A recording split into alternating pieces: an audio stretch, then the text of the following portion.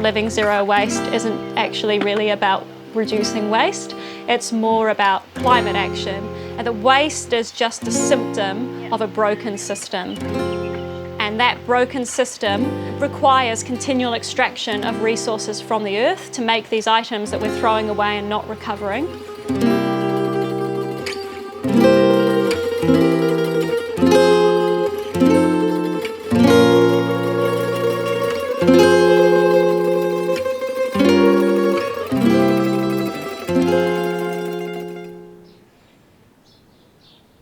Liam and I started living without a rubbish bin at the beginning of 2015. This is about 2.5 years worth of rubbish. Yeah, that was kind of like, boom, stake in the ground, no rubbish bin. We're gonna have to work this out. When we started Living Zero Waste, we weren't just thinking about the practical things we were changing in our lives and our habits, but we were questioning why things are the way they are, why advertising is putting out certain messages. It was really hard to talk to people about it. You know, we did a few kind of dinners with friends, invited people around for potlucks and stuff like that, and it was an opportunity for us to say, hey, we're doing this thing, it's a zero waste potluck, you know, please make something from scratch and try and see if you can get the ingredients without packaging and stuff like that. Sometimes it was good, like a cool opportunity for people to try and people to see, yeah, what is possible. Sometimes I think people were like never going to have dinner at their house again. Yeah. Sometimes it opened up some very intense conversations that probably were challenging for us and for others.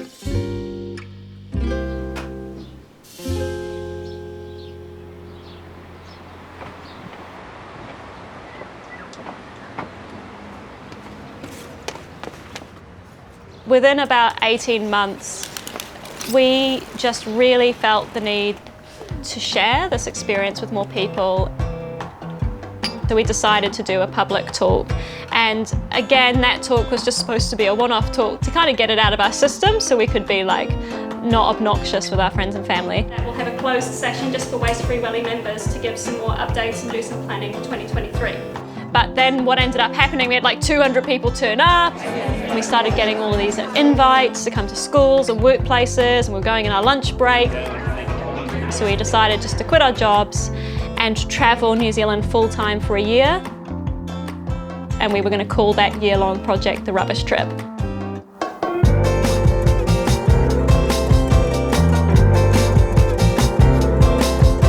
We started and we had no exit plan. And so 3 years later, we were still going.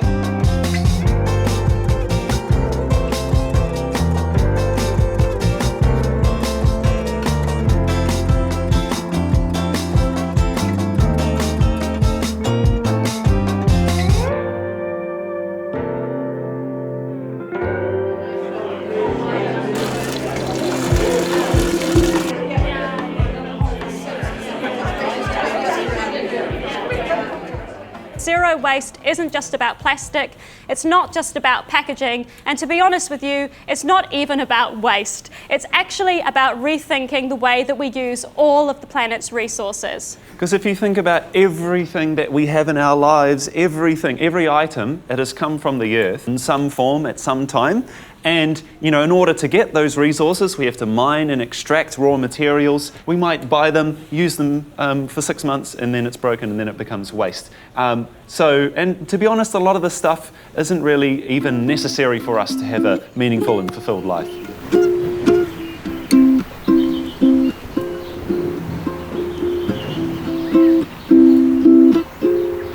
So with zero waste, we have this thing we follow called the waste hierarchy, which is basically the hierarchy of actions you can take to most effectively reduce waste.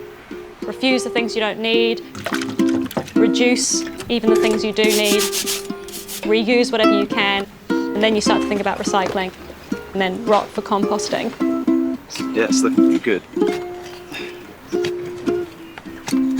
One of the first things we did was set up a compost bin at home because that's a really big amount of waste.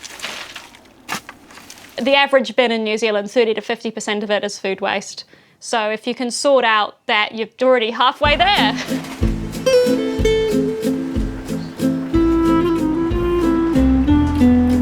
So we thought about where do we shop and what we buy.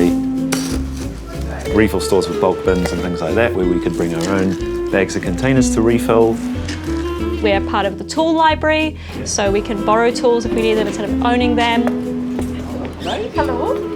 Making things that we might buy. So we learnt a few simple recipes around that, making deodorant, making a cleaning spray. This is baking soda and liquid soap. Another thing that we had to figure out was how to repair things, or how to have other people repair things for us. Clothes and textiles were a big one, so I've learnt some techniques for repairing clothes, which I think I quite enjoy. It's actually quite a nice meditative process as well. Obviously we don't have the time or the skills to be able to repair everything, so we do rely on other people who've made a trade out of that. Shoe repairs, electronics repairers, and bike repairs is really important because we cycle a lot and we need to fix our bikes often. We found that there are all these kind of community-based initiatives, repair initiatives, where you can do these things for free, or there are volunteers who support you and actually teach you the skills as well. Is that little one? That goes on last, so you want the other half moon. Oh, looking one now. Okay. Some of the changes we implemented too, we're trying not to bring new things into existence, because if you don't bring it into existence, then there's no waste. And so that's part of the logic behind buying secondhand. Another example is that we don't own a car and we just use public transport. People often don't think about public transport as a waste reducing concept, but actually it's the ultimate example of the sharing economy.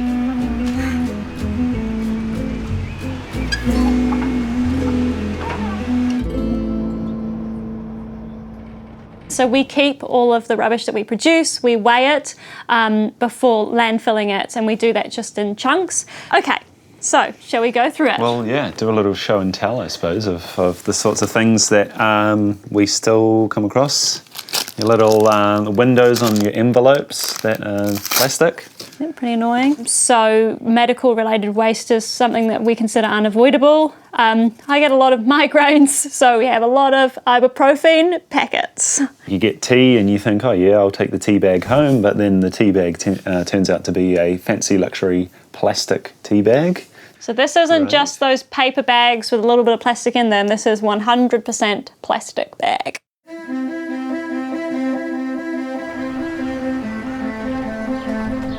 I'm a compost manager at KaiCycle, which is an urban farm and localised composting initiative. So I do 1 day a week there, composting. We collect food waste from local businesses and households in Wellington and turn into compost, which we then use to grow food and sell veggie boxes from the food that we grow. And it's just awesome to have 1 day a week where I can be outside, do something really practical and get some exercise, get some sunshine and feel like I'm doing something really positive and contributing to restoring and regenerating the earth.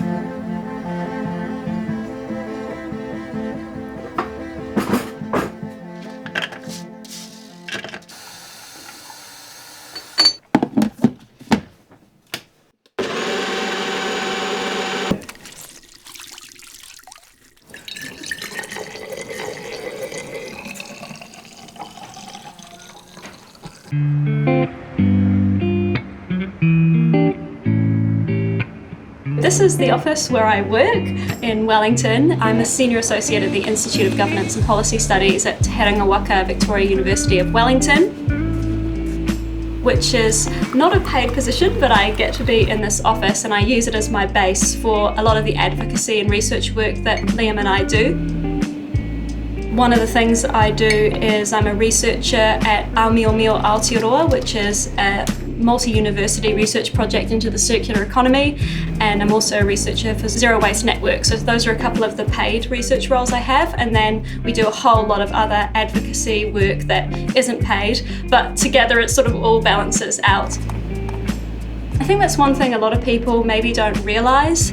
It's really difficult to access funding for advocacy and research work in the environmental sector in New Zealand, and that's quite different to a lot of other countries.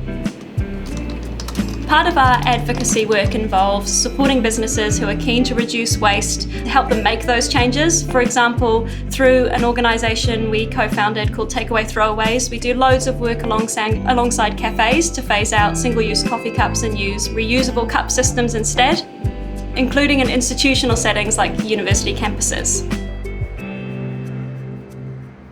Welcome to the Environment Committee, petition of Hannah Bloomhart, Takeaway Throwaways for food and drink and requiring reusable alternatives, and the petition that she presented. The purpose of this petition is actually about the government piece of the puzzle. We are calling on government to play their unique role in this system change, because currently we feel this is lacking and the government is dropping the ball, and that other sectors of society are doing more than their fair share of heavy lifting in this regard. Hey, Simon. Good. Can I please have a walnut flat white and the not chocolate milk? I'll have one too, yeah. Oh, no, that's tricky. Oh, coffee. Thank you. See you later. Thanks, Simon.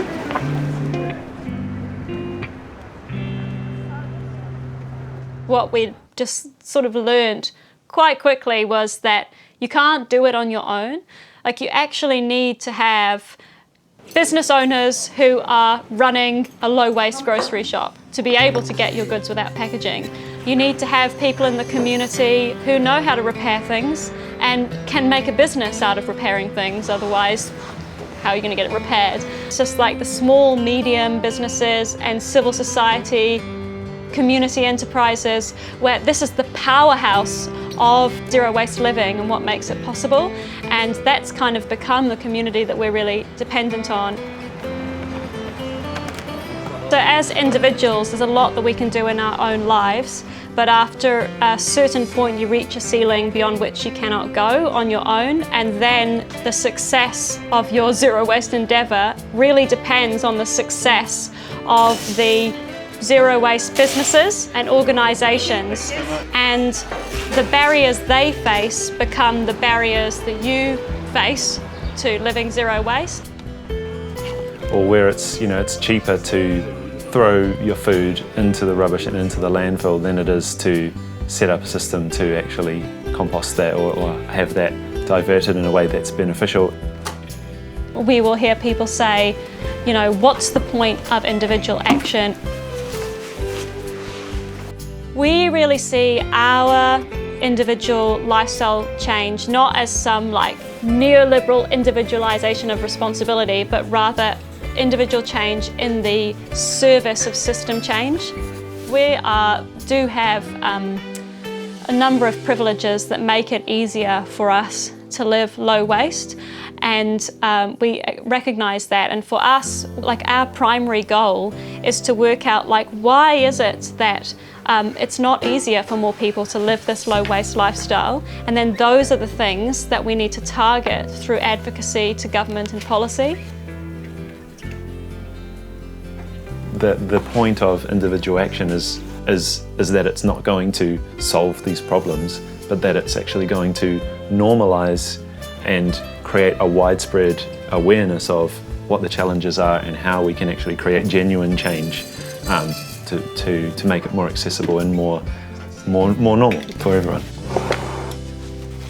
Yeah, and the reality is that if we ever achieve a zero waste world, people will live differently.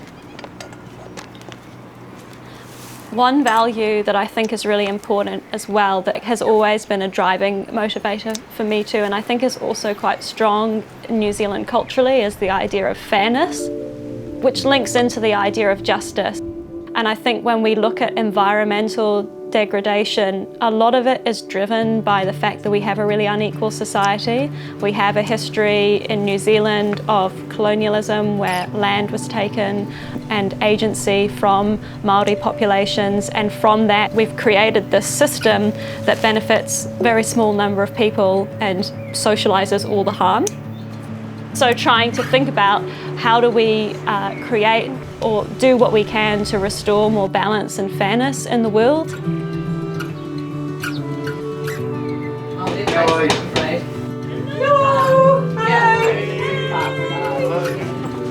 How's it going?